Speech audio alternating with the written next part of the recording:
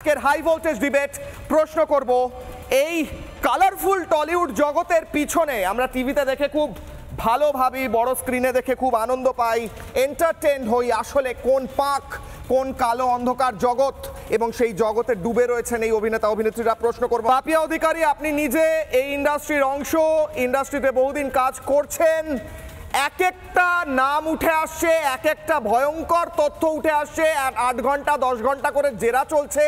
কত টাকা লাগে একটা অভিনেতা বা একটা অভিনেত্রীর মমতা বন্দ্যোপাধ্যায়ের প্রশ্রয়, মমতা বন্দ্যোপাধ্যায়ের পাশে যাদেরকে বারবার দেখা গিয়েছে, তিনি যাদেরকে এগিয়ে দিয়েছেন, পদ দিয়েছেন, তাদের নাম উঠে আসছে, সরাসরি প্রশ্রয় মনে হচ্ছে।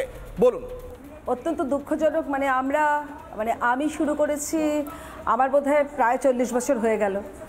তো অত্যন্ত দুঃখজনক ঘটনা, এরকম তো হতেই পারে না। এবং আমরা কেউ স্বপ্নেও ভাবতে পারি না, যে এরকম আমাদেরই অভিনেত্রী, যিনি কিনা আমার সাংসদ, তাকে ইডি ডেকে পাঠাবে বিদেশে টাকা লেনদেনের জন্য। মানে আমি বলছি যে এই যে এখন কি হয়েছে, এই রোজগারের মাত্রাটা এত বেড়ে গেছে যে এটা একটা কন্টিনিউয়াস প্রসেস। তখন মনে হয় আরেকটু, কিন্তু এতে করে যে আমাদের টলিগঞ্জ যে এখনো ইন্ডাস্ট্রি হয়নি, এখনো ট্রেডিং করি আমরা। তো এই টলিগঞ্জ ট্রেডের এই যে ক্রমশ অধোমুখী হচ্ছে, এত টেকনোলজি, এত কিছু, কিন্তু আমাদের নিজেদের মধ্যে এত গোলমাল, এটা যদি এক্ষুনি না বন্ধ করা যায় তাহলে কিন্তু খুব মুশকিল।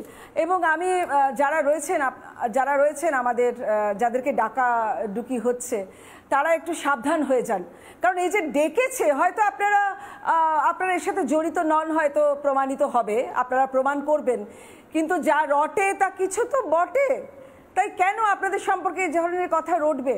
আর কেউ না, আপনি কেন? ভাই ঠিক প্রশ্ন থাকছে। আমি আসছি পাপি। নানা ধরনের কন্টেন্ট দেখার জন্য লাইক করুন, শেয়ার করুন আমাদের ফেসবুক পেজ, সাবস্ক্রাইব করুন আমাদের ইউটিউব চ্যানেল। পাশাপাশি অন্যান্য ব্রেকিং নিউজের জন্য অবশ্যই চোখ রাখুন রিপাবলিক বাংলায়।